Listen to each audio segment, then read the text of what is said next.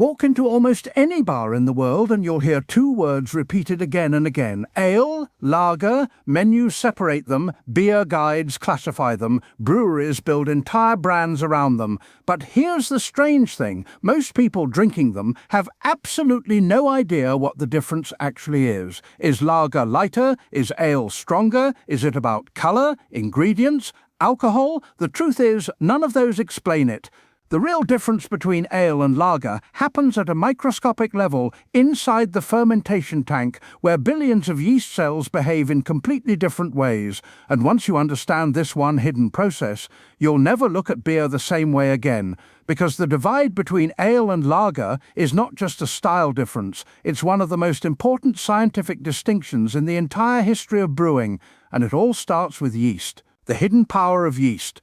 Beer has four basic ingredients: water, malt, hops, and yeast. Most people focus on hops or alcohol strength, but yeast is actually the ingredient that transforms sweet grain liquid into beer. Yeast consumes sugar, and in the process it produces alcohol, carbon dioxide, and hundreds of tiny flavor compounds. Those flavor compounds are what make beer taste fruity, spicy, clean, crisp, or complex. But here's where things get interesting. Not all yeast behaves the same way. Some yeast strains prefer warm temperatures, others prefer cold environments, and this single biological difference is what created the two great families of beer, ale and lager. To understand why, we have to go back hundreds of years, the ancient origins of ale. For most of human history, all beer was ale. Ale brewing dates back thousands of years. Ancient Egyptians brewed ale, medieval monks brewed ale, early English pubs served ale. Why? Because ale yeast is easy to work with. It ferments well at warmer temperatures,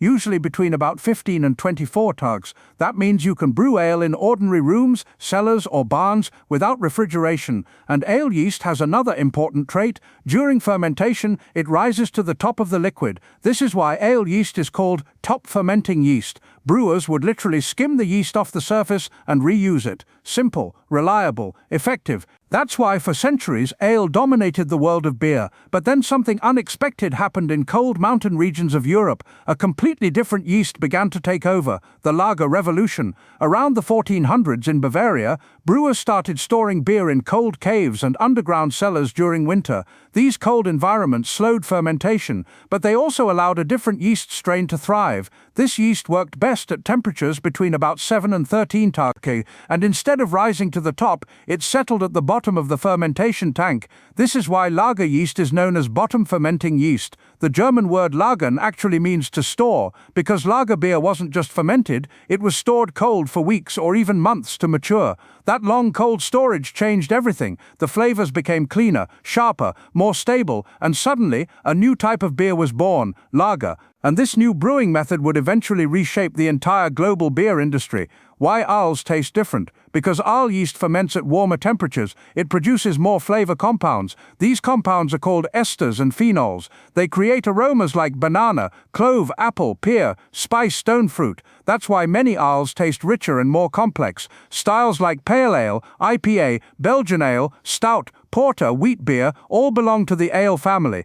Each style uses yeast to create unique flavor signatures. Some are fruity, some are spicy, some are bold and intense. Ale yeast is essentially a flavor generator, which is why craft brewers often love working with it. But lager yeast behaves very differently. Why lagers taste cleaner? Lager yeast works slowly. Cold temperatures suppress many of the flavor compounds that ale yeast produces. That means fewer fruity esters, fewer spicy notes, and a much cleaner flavor profile. Instead of yeast flavors dominating the beer, the malt and hops become more noticeable. This is why lagers often taste crisp, smooth, refreshing, balanced. Common lager styles include Pilsner, Helles, Dunkel, Bock, Vienna Lager, International Pale Lager. The beers are usually clearer, smoother, and more subtle, which is exactly why lager eventually became the most widely consumed beer in the world. But there's another reason lagers took over, and it has nothing to do with taste. It has to do with technology, the technology that changed beer forever. For centuries, lager brewing was limited to places with naturally cold climates, cold caves, ice storage, mountain regions.